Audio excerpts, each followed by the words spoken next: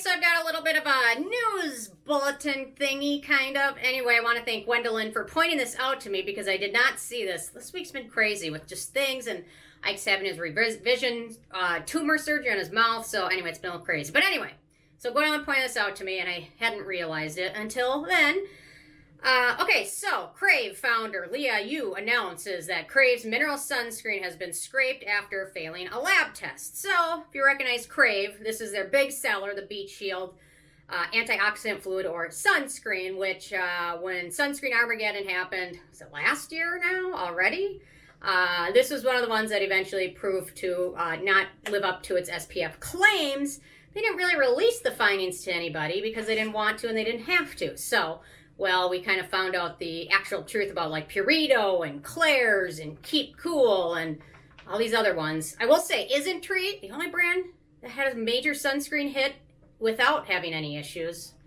Still amazing watery hyaluronic sun cream. Still worth checking out. Anyway, they all had to allow people that tested it to find out the claims, and Krave found them out and didn't tell anybody. So, I just found it a little sketchy. Some people love Krave, some people really detest them right now after that, and some other things.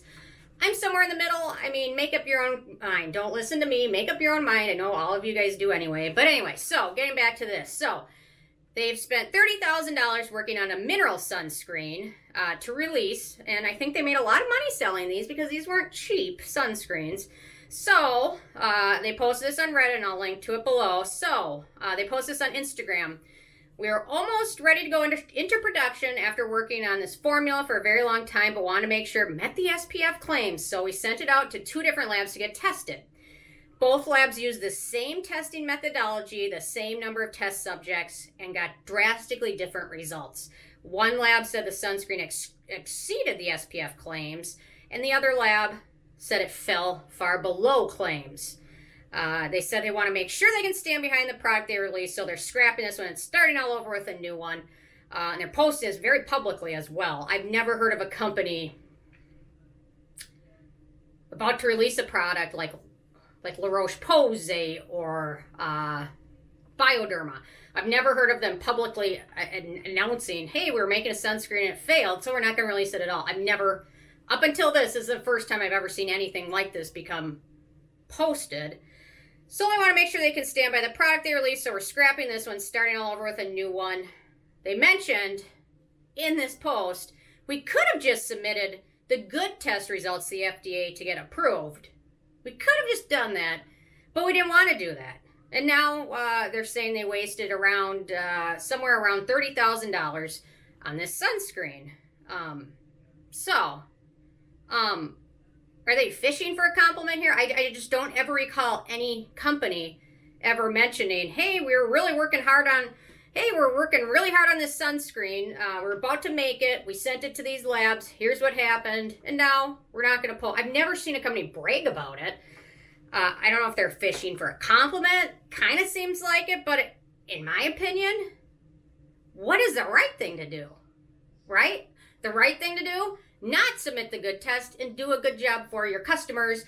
That's why it's expensive to create a sunscreen. That's why there's a lot of smaller brands that haven't done it, like Stratia or Geek and Gorgeous, because it's expensive to make a sunscreen. But that's also why you can sell some of these sunscreens for $29, $30 a bottle. It's a good investment in the long run. So I don't know. Thank you guys for not releasing the sunscreen and sending the good test results in. Thank you, I think.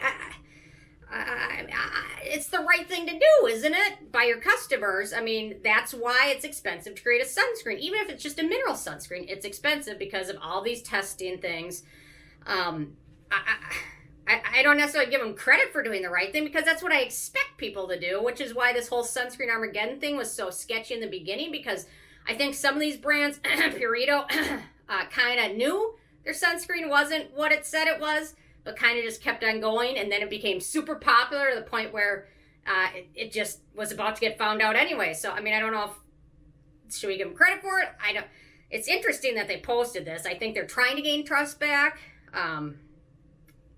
I just don't even like the thought that was in there. Like, hey, we could have just released this information to the FDA and show them just the good stuff, but we didn't because, anyway, it sounds sarcastic, but I know other people that love Krave, so I get it.